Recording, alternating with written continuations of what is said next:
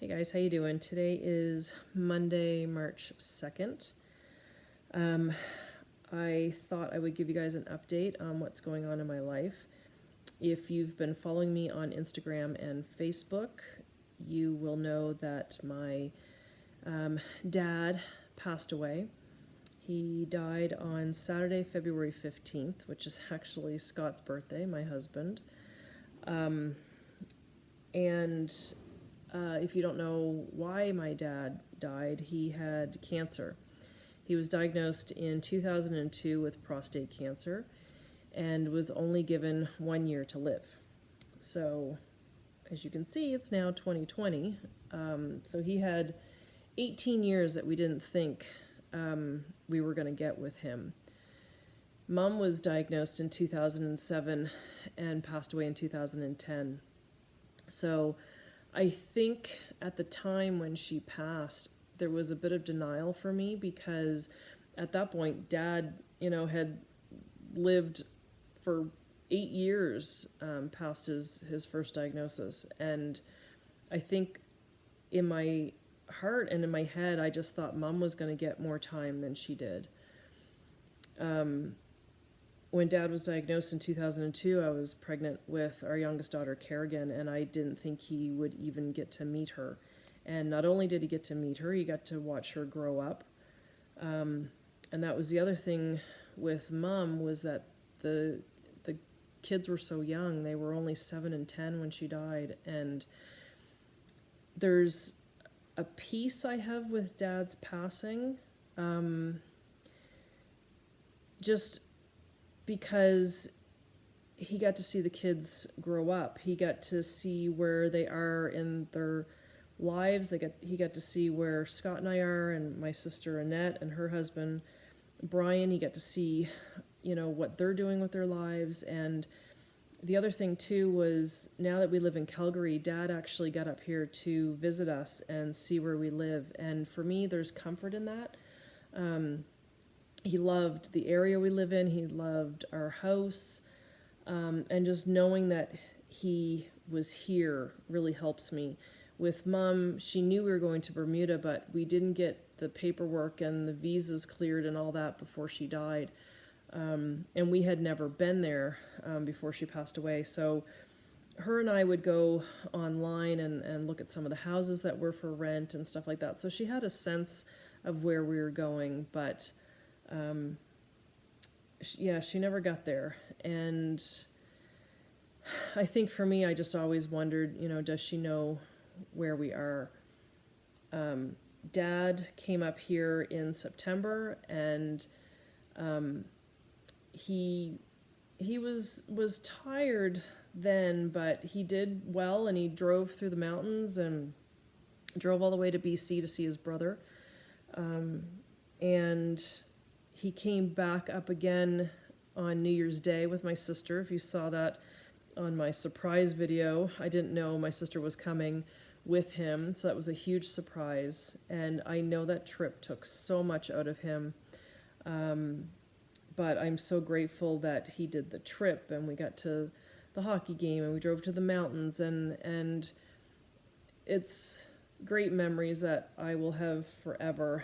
And I'm just so grateful that they made the trip and came up, and my sister came with them, and that was great because she was a huge help to him, and she's been a huge help to him for the past 10 years since we lost Mom, because she took him to every doctor's appointment, every surgery, every ER visit, every chemo, every radiation. She was there with him, and I thank her for that. I left home when I was 18, and I haven't been home since. It's been 30 years. And as you know, we move all the time, so I haven't been home to help, but she did so much for him. And it's going to be very hard on her to not have him right there. They live 2 doors away from each other. For me, I'm finding it hard not FaceTiming him.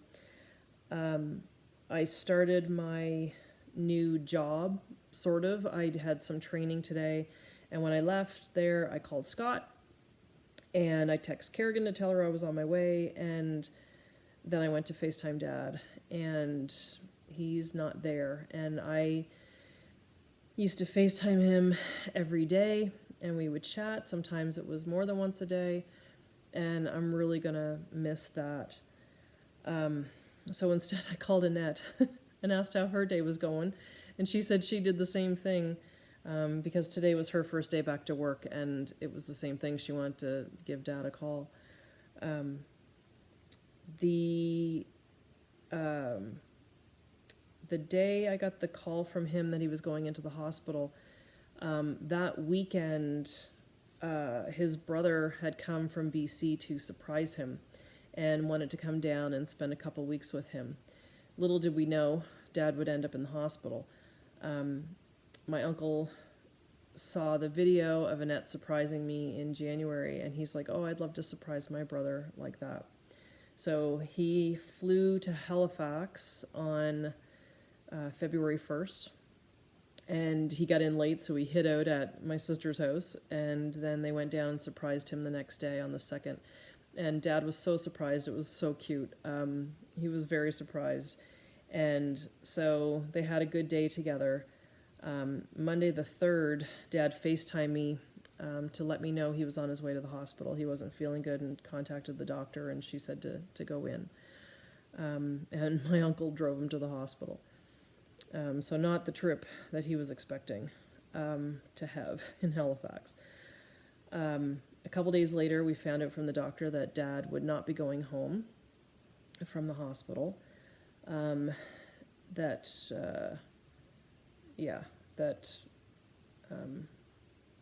he wouldn't be going home. And Dad was okay with that. He felt safe at the hospital. He found comfort at the hospital.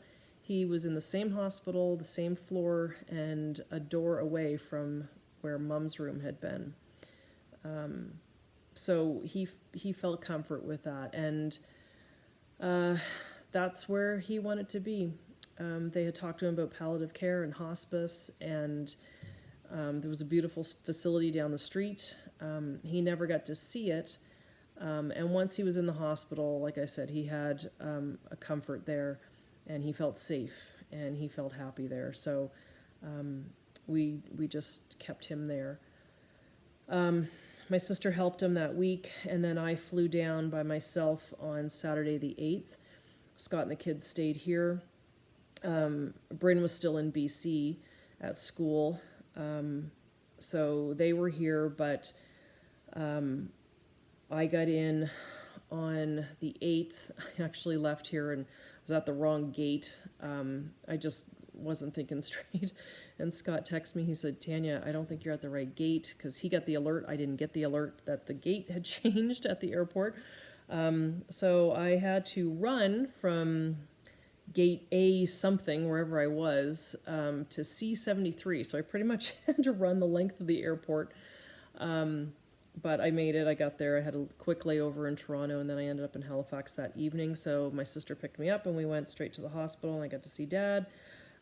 He was doing good, so we left him that evening, and then we would be there all day Sunday, and we'd go home, and all day Monday, and go home, and all day Tuesday. After Tuesday, we started staying around the clock, and we were there every day, all night.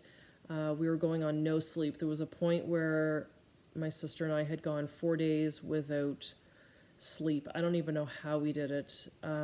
It got to the point where we forgot how to sleep afterwards. We weren't really eating. You just don't feel like eating.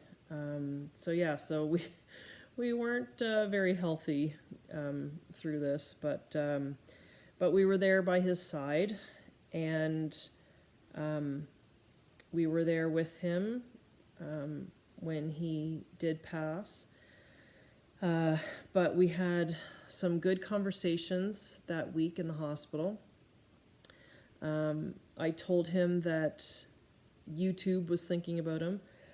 And you guys have sent some lovely comments about him and how you liked watching him on my videos. And one of you said, for some of you, he was like an adopted pop. I think that's so sweet. cross-stitch button, you felt he sounded like John Wayne. And one of you said, don't forget to tell him about your hole-in-one. And I did. I said, Dad, someone mentioned that I should tell you about my hole-in-one. And I said, was I ever telling you? And he said, no, you never told me.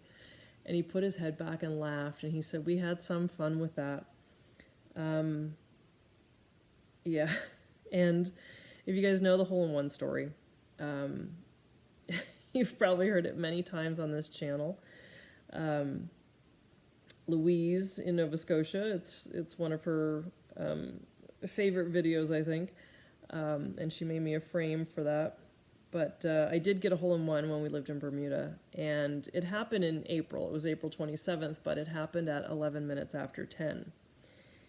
And you guys are not going to believe this, but Dad actually passed Saturday evening at 11 minutes after 10. And yes, I made a point of telling him that it was the same time as my hole-in-one. So, yeah, it's crazy. In one of the conversations that Annette and I had with Dad, we asked him what sign he would send us to let us know that he was okay and that he was back with Mum. And my sister said, Mum's been the red cardinal. What do you want to be? Are you going to be a blue jay, an owl? Like, what are you going to be? And he said, well, Mum's always been the red cardinal. He said, I'll be the brown one. And yes, we know the red one in nature is actually the male and the brown one's the female, but we've always had the red cardinal symbol for Mum. And I explained that in one of my older videos. It's called The Red Cardinal Story, if you want to check that out, because I'll end up forgetting to link it. But anyway, so he said he would be the brown cardinal. And he passed the night of the 15th. On the 17th, that morning, it was a beautiful day, but it had snowed the night before, and I went out to shovel his driveway, and I heard the cardinal. And I haven't heard the cardinal since we lived in Bermuda. And when we lived in Seattle, I never saw a cardinal, and I haven't seen any here in Calgary, because I think because we barely have trees. Although I hear up in Edmonton, 3 hours from here, there's a park where they've been sighted, so I'll definitely have to make a trip up there and look for the cardinal. But I heard the cardinal, and I was like, oh my God, you gotta be kidding me. So I threw the shovel down, I ran around to the backyard, and I took a video, and it's the red cardinal in the tree, and within a couple moments, the brown one showed up, and the two of them were both chirping, and it was crazy. Oh my God, the two cardinals are here.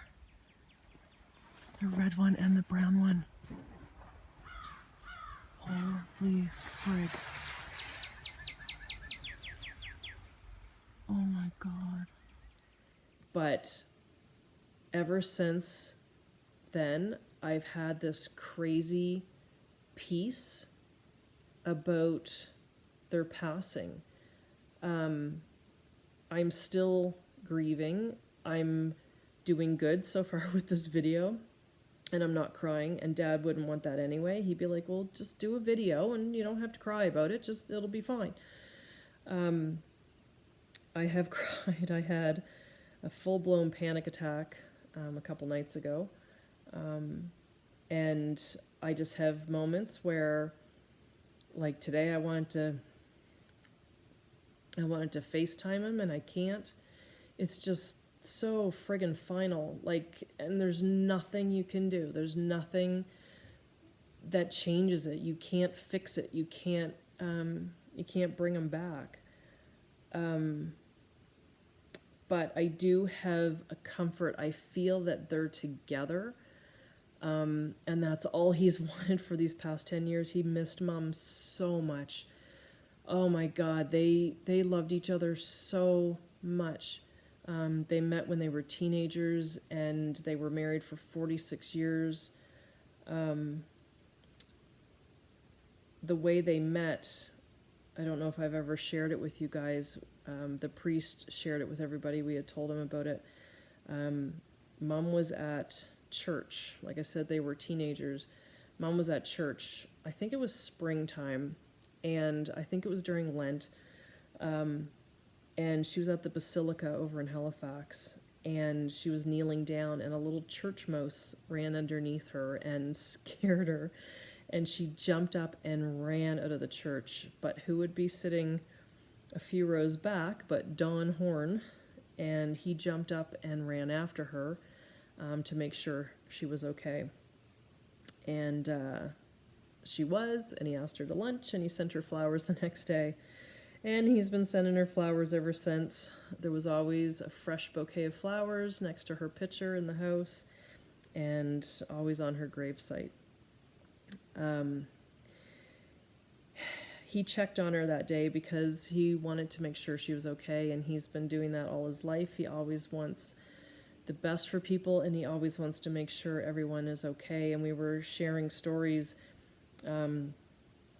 about him with the priest for the funeral, and we talked about how he was always about doing good deeds.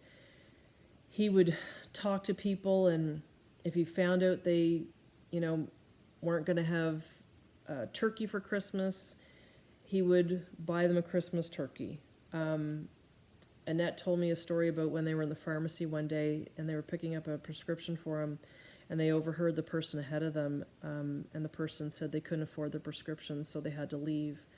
And Dad went up to the counter, and he said, I overheard that conversation. He said, I don't want you to say anything, but he said, I want to pay for their prescriptions. And he said, please wait till after I leave the store, but when I do, then call them back and tell them to come back and get their prescriptions. They're paid for. When we were kids, oh my gosh, we went camping all the time, and we were forever helping people on the side of the road. Annette said she remembers one time having to get out of the car, and so Mom and Annette and I would be on the side of the road, and Dad would take the broken down person in his car to go get the part that they needed, and then bring them back so that they could get on their way too. And most recently, he used to volunteer at the Halifax airport, and he got talking to a police officer, and the police officer, they got talking, and Dad wanted to give someone a Christmas that otherwise wouldn't be able to have one. And so the police station set him up with a family that they knew was in need, and with my sister's help, and he arranged for them to have a Christmas tree complete with decorations, and they got tickets to a hockey game complete with hockey jerseys and dinner out, and he made sure someone had a nice Christmas. So he was always very giving. He would pay for people's dinners if they were out. I remember him and Mom went to dinner one time, and there was two young couples. It was like prom night or something, and he called the waitress over and paid for their dinner. So he was always doing stuff like that. He said, I saw that in a movie once, and I always wanted to do it. And he did it all the time. So he was very giving and wanted us to do the same. And for his final good deed, Dad has actually donated his body to science. He is currently at Dalhousie University in Halifax. He wanted to donate his body so that medical students could learn from him. So we didn't have an actual burial. We will do that in like 2 to 3 years, and we will get his remains back, and then we will have a proper burial. So he will be with Mom. We had a lovely funeral service for him. He kind of planned it. He wanted it on a Saturday so that people didn't have to leave work to come to the funeral. He wanted it at 11 o'clock. We have a connection with the number 11. Mom passed on June 11th. And stuff for us ever since she passed seems to happen on the 11th. And if there's an appointment or something we have to do, it usually happens on the 11th. Annette's dog that you saw in my last video, Penny, when they went to pick her up when she was a puppy, they went to get her and she was puppy number 11. So it was crazy. And then actually when we came back a week ago. We came back last Monday, and Scott and the kids and I. So they weren't there when Dad passed, but they came down on the 17th, and they were there for the funeral and everything. When we were coming back to Calgary, the four of us flew back here, and then Bryn had to keep going to university, and we got to the airport. Sorry, my phone has so many photos and stuff on it, it's really slow. But when we got to the airport, we had to basically run to her gate because her plane was already loading to go on to BC. And we got to the gate. You'll see that she was the last one walking through the door.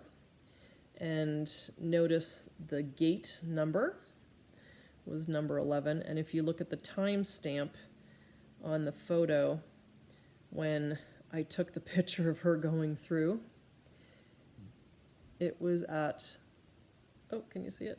Lighting issues. It was at 11:11. So there you go. So yeah, we've always had a connection with that. So when he passed, we looked at the clock, and of course it was 11 minutes after 10. And again, it was the same as my hole-in-one. So it was crazy. I brought some things back with me. One of the things I brought was his blue windbreaker. I bought that for him in Bermuda at the golf shop at the hotel, and we had so much fun golfing and riding scooters, and I'm so happy I have all those videos. I need to back them up because if YouTube ever closes shop someday, I'm going to lose all that. But yeah, I'm happy that I shared a little bit of who Dad was with you guys. You guys really seemed to like him and found him funny and just a very nice man. And he was amazing. And I am gonna miss him and Mom so much. It's very strange at this moment to not have parents. It's just Annette and I from that original family. But they were beautiful parents. They were so loving, and the two of them, neither one of them had picture perfect childhoods, and for the two of them to have come together and made such an amazing life for Annette and I, and for Scott and Brian, and for Evan and Kylie and Bryn and Kerrigan. It was just amazing, and I'm so proud that I had them. I'm so grateful that I had them. I am 48 years old, and I got to have them for 48 years, and a lot of people don't get to say that. Some people never meet their parents. Some people don't have them for very long. So I consider myself very lucky.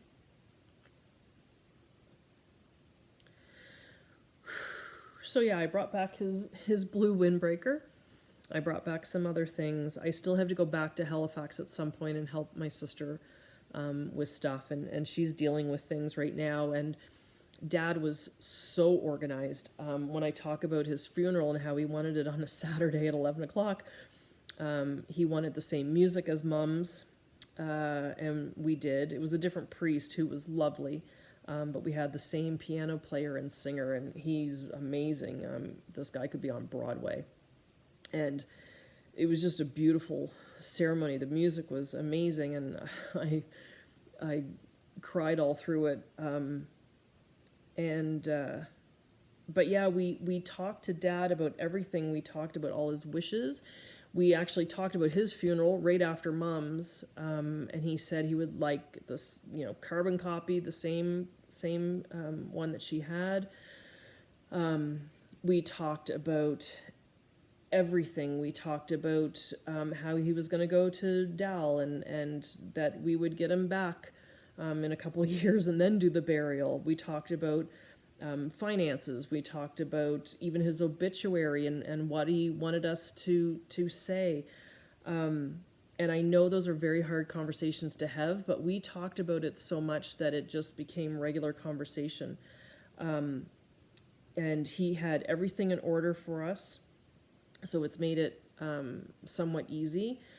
I would like to do that with our stuff. Scott and we have our paperwork somewhat organized, but I want to get it to a point that a monkey could come through my front door and know exactly where everything was and what to do with it. Because, God forbid something happens to me, something happens to Scott, something happens to the both of us. And the girls are left having to deal with everything. I want them to be able to know what to do and how to do it. So I really need to get that stuff organized. My job, I did first aid training this past weekend, all weekend. It was great, but oh my God, it was, that was my weekend. Today I had training with my job, and I don't start my job until next week. So I have this week off still. So I would like to do that. The things I brought back from Dad's, I need to put those things away. So yeah, there's some things I want to do. As for my videos, you guys have been so patient, and I thank you for that. I will get back to doing regular videos.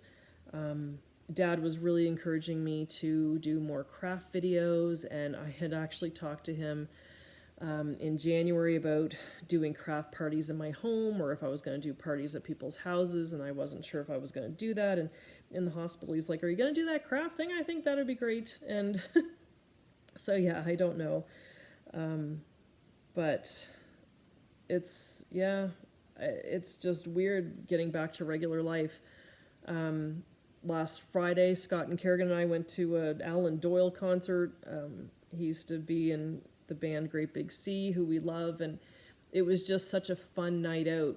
And that's what Dad would want us to do, just keep going and have fun and do the things, and we did. And then it's just weird because the next morning I wanted to call him and tell him all about it. But what I've been doing, and I've done this with Mom for years, is I just talk out loud. I talk as if they're FaceTiming them or they're on speakerphone or something. Obviously don't get a response, but it just makes me feel better and makes me feel like I'm still talking to them. So I do it a lot in the car. I remember in Bermuda driving around on my scooter, and I'd be talking to Mom. So yeah, I feel like I can still connect with them that way.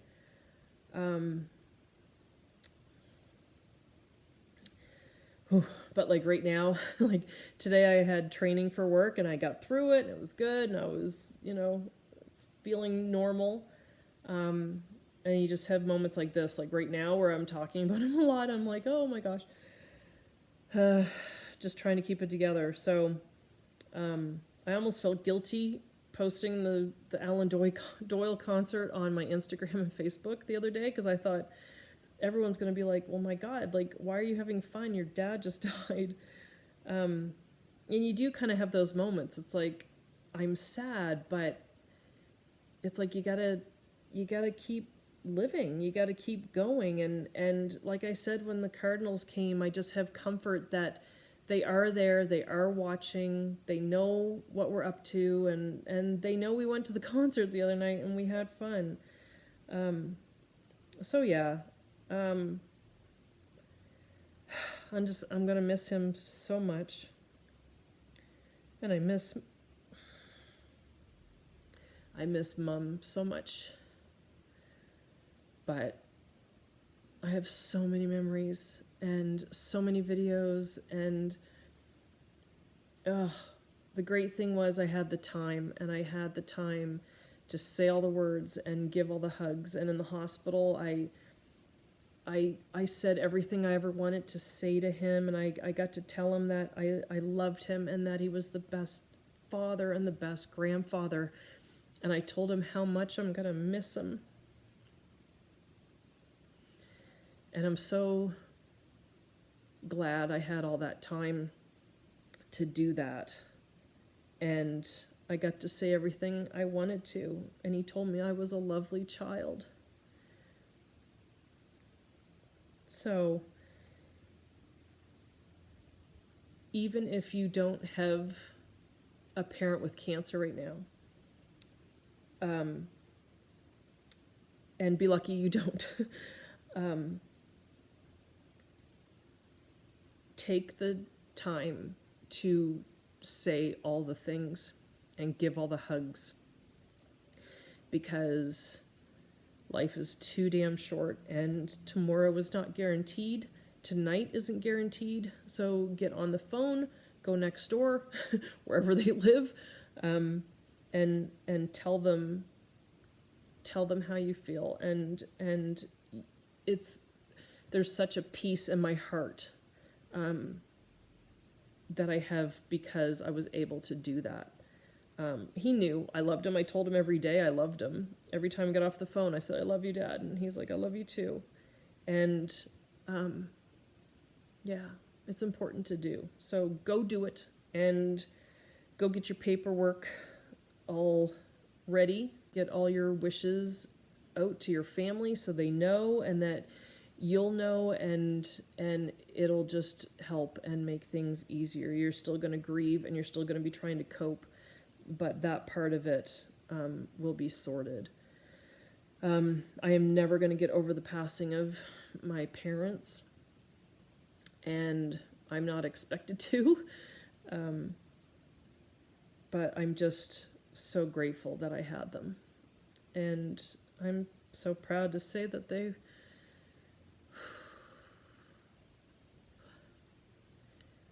were my mom and dad. It's pretty cool. So, before I lose it completely, I'm gonna go. Like I said, I'm gonna try to get back on a schedule with my craft videos. I have so many plans for my craft channel. I'd like to get a video out at least once a week. I don't know if I'll be able to do that or not, but that's my goal. So we'll see. I was even thinking 2 videos a week, but let's just see what I can actually do. So I thank you guys for all your wishes. Oh my gosh, you guys have said lovely things. To Miss Phyllis in Boston, who sent flowers to the church. Thank you so much. That meant so much to me. Phyllis was actually going to try to get there for the funeral. They couldn't make it. My friend Mariel in Florida has offered to come be with me, or to have me sent to her, and we would go spend some days at Disney, and I would love to do that if it weren't for this new job that I'm trying to start. So thank you for that, Mariel. I love you. So yeah, thank you to everyone who's made comments. And just a note, please don't give me a thumbs down on this video. I think some people misinterpret the thumbs down and thumbs up. Thumbs up means good things for my channel. A thumbs down is a negative rating towards my channel. It's okay to do a thumbs up, even if it's a sad video. Or you're giving me a thumbs down because you just really don't like the video. But yeah, thumbs up are good. I don't take it as, oh yay, your dad died, I'm giving you a thumbs up.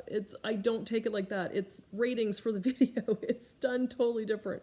So yeah, I just want you guys to know that I'm doing okay. Life is like this right now. It's a little bit of a roller coaster. I'm having,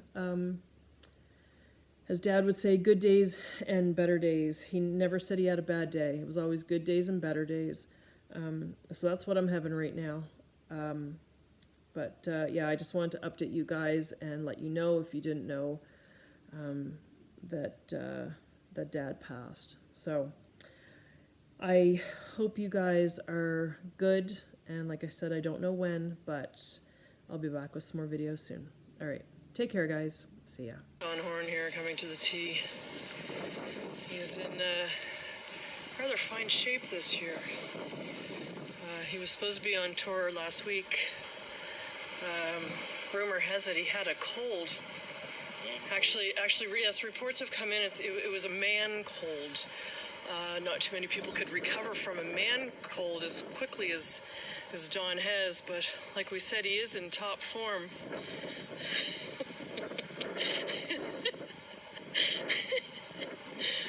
It's so windy. There you go.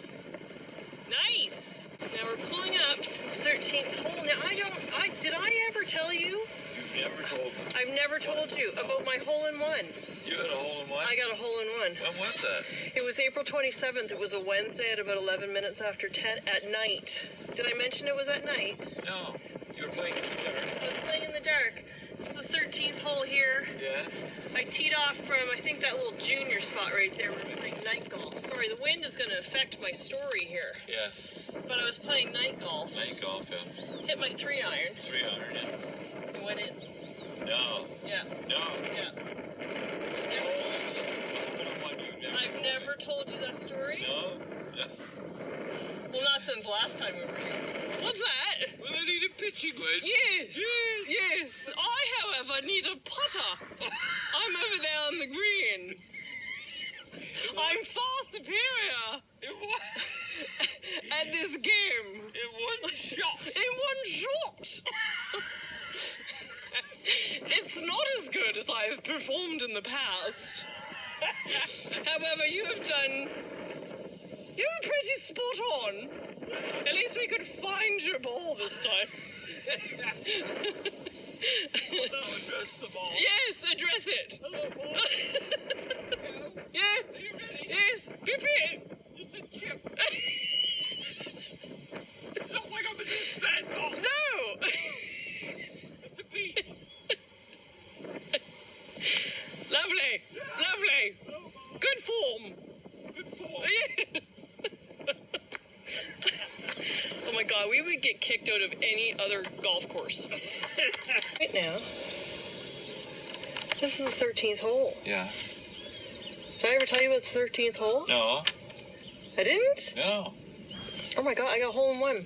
Get out. Yeah,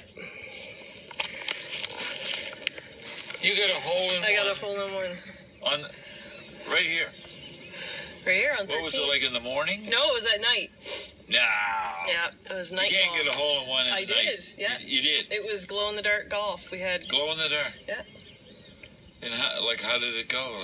Well, it was April 27th, and it was about 11 minutes after 10 at night. At night, Yeah. yeah, okay, pitch black. Pitch black. And you shot a ball. Yeah, and mine was glowing red. I had a red ball. Yeah, And I hit it from right over there. right. Right there, yeah. Right there.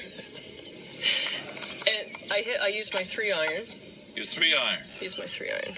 At night. Which is a little wimpy according to my husband. Yes. But his ball didn't go in. I don't know what he hit.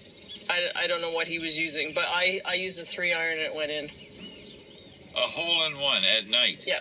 That is unbelievable. I could have sworn I told you. I don't think so. I don't think you ever mentioned it. That's really weird. I probably should have talked about it. Why or didn't you something. send me an I don't email know, or like something? toot my own horn. It's really weird. Yeah, that's a little weird. See, those guys didn't get it in. But see, I have trouble because it's daytime, right? Oh, okay. I play better at night. Like if we were doing night golf, there'd be no question. We'd be done by now. Like 18 holes. It was like boom, boom, one. Eagle. Is it? Yeah. It's all right. I understand. We'll play night golf some other time. Yeah. It's so weird. I thought I told you. No, I don't think you ever. Yeah, I don't think you ever mentioned it. That's really weird.